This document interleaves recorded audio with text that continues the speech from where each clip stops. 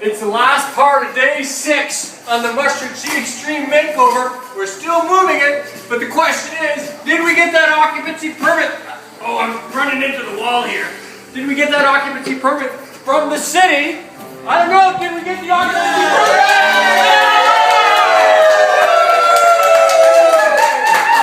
We met our deadline thanks to these girls right here. But I'm telling you, there's still a lot to do. We got a huge truck that's coming in Saturday morning. We got to put all these chairs together. Look at that new reupholstering material. That's amazing. All of this MDF's got to go down.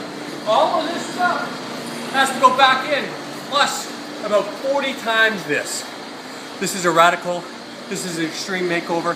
We need your help Saturday all day. 8 a.m. all the way through. Yes, we have that convoy from 10 to 12. That's important. We want to be there, but we also need as many people as we can to be here on Saturday. Hope you can make it. Give us a call.